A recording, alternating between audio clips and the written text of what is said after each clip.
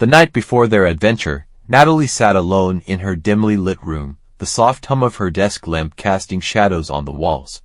She clutched an old book, its pages yellowed and frayed, about the legends and dangers of HOWDY Forest. Her eyes skimmed over stories of mysterious beasts, treacherous terrain, and people who had ventured into the forest, never to return. Each story heightened her sense of dread, but she pushed through her fear, reminding herself of the excitement that had initially driven her to accept Max and Alan's invitation.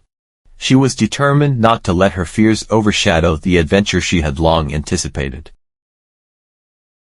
Morning arrived, and the sun's rays filtered through the curtains as Natalie packed the last of her gear.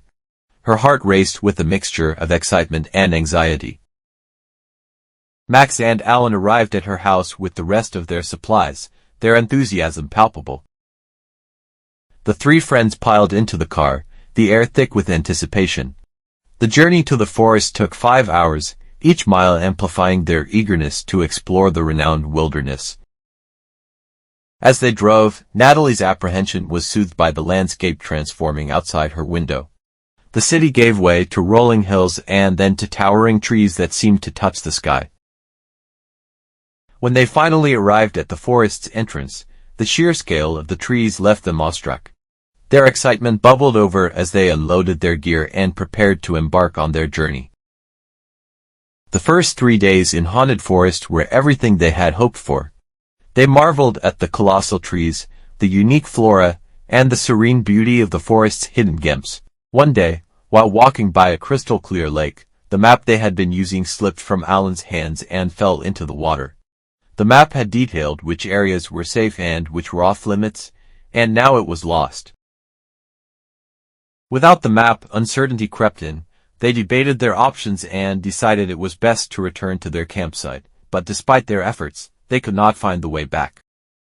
The sun dipped below the horizon, casting long shadows that seemed to play tricks on their tired eyes. As they wandered, exhaustion set in. They stopped to rest and drink from their water supply. Natalie, weary and distracted, accidentally stepped on what she thought was a shallow puddle, but turned out to be a hidden well. In an instant, Natalie was engulfed by darkness as she fell down the well. Max and Alan scrambled to help, but the well was too deep, and their efforts proved futile.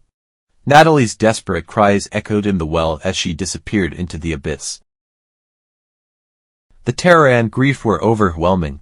Max's heart pounded as he cried out for Natalie, remembering their shared laughter and the moments they had spent together. Alan, though visibly shaken, tried to comfort Max, urging him to remain strong and focused. However, their situation quickly deteriorated. As they continued their desperate search for a way out, a chilling sound shattered the night. From the shadows emerged a beast, its eyes gleaming with a predatory hunger. Alan was attacked violently and succumbed to the creature's ferocity. Max was left alone, devastated and in shock. The weight of their predicament settled heavily upon him as he stumbled through the forest, the harsh reality of their situation sinking in. Alone and disheartened, Max lay beneath a large tree, the overwhelming guilt of their misadventure consuming him. He berated himself for ignoring the dangers they had known and lamented the choice that had led them into this perilous situation. As he lay there, a storm rolled in, and torrential rain began to pour down. The storm raged, and the wind howled through the trees. Max, exhausted and disoriented, barely noticed the darkening sky. The relentless wind picked up, and the sound of cracking wood filled the air. Suddenly, with a deafening crash, a massive tree fell, striking Max with a force that pinned him to the ground. His cries for help were drowned by the storm, and his attempts to escape were futile. As the rain continued to fall and the forest grew quiet, Max's struggles grew weaker. The storm claimed its final victim as Max's strength waned and he succumbed to the elements. Back home, the absence of Natalie, Max, and Alan did not go unnoticed. Their families grew increasingly concerned as the days turned into weeks without a word from their loved ones. Desperation led them to file a missing persons report, and the local authorities mounted a search operation. Despite their best efforts, the dense forest and treacherous conditions thwarted their attempts. The families were left in a state of sorrow and uncertainty, their hope dwindling as each day passed without any sign of the missing trio. The story of Natalie, Max, and Alan became a somber tale, a chilling reminder of the dangers that lurked in the unexplored corners of the world. Their adventure, meant to be a journey of discovery and excitement, ended in tragedy, leaving behind a legacy of unanswered questions and unfulfilled dreams.